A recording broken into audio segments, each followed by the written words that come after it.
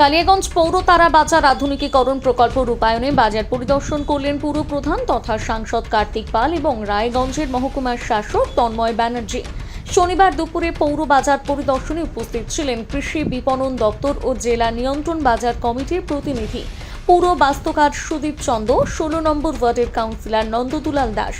এই পরিদর্শন শেষে সাংসদ বলেন, বহু বছর আগেই পৌর তারা বাজার আধুনিকীকরণ প্রকল্প গ্রহণ করা হয়েছিল, কিন্তু সেই সময় তা রূপায়িত হয়নি। পশ্চিমবঙ্গ সরকারের কৃষি বিপণন দপ্তরের অধীনে তারা বাজারে কৃষকদের ফসল বিক্রির শেড সহ পরিকল্পিত পরিকাঠামো উন্নয়ন প্রকল্প রূপায়ণের উদ্যোগ নেওয়া হয়েছে। আজকে আমাদের পৌর তারা বাজার যেটা, সেখানে আমাদের এসডিও সাহেব এসছেন এবং আমাদের রেগুলেটেড মার্কেট কমিটি থেকে যিনি এসছেন, আমাদের এগ্রিকালচার ডিপার্টমেন্টের যেটা আছে এগ্রি মার্কেটিং, সেই অফিসারও এসছেন।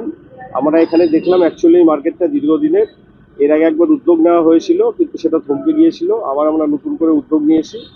আমাদের ডবল ইঞ্জিন সরকার, আমরা এই মার্কেটটাকে একটা আধুনিক মার্কেট করতে চাই, যেখানে আমাদের গ্রামে থেকে প্রচুর কৃষকরা তাদের সবজি নিয়ে আসে, একটা পাইকারি সবজি এখানে বিক্রি হয়, তাদের কোনো শেড নেই, বর্ষার দিনে কষ্ট হয় এবং যারা দৈনন্দিন বাজার করে তাদের ক্ষেত্রে এবং সাধারণ মানুষ যারা বাজার করতে আসে তাদের ক্ষেত্রে অসুবিধা হয়।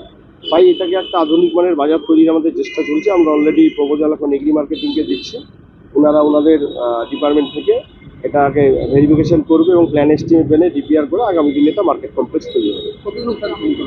দেখেন, এটা বড় প্রসিডিওর, কারণ প্রথমে প্ল্যানিং করতে হবে, ড্রয়িং ডিজাইন করতে হবে একটা বড় মার্কেট কমপ্লেক্স, সেই ক্ষেত্রে সয়েল টেস্ট থেকে শুরু করে এভরিথিং করতে হবে, একটু সময় লাগবে।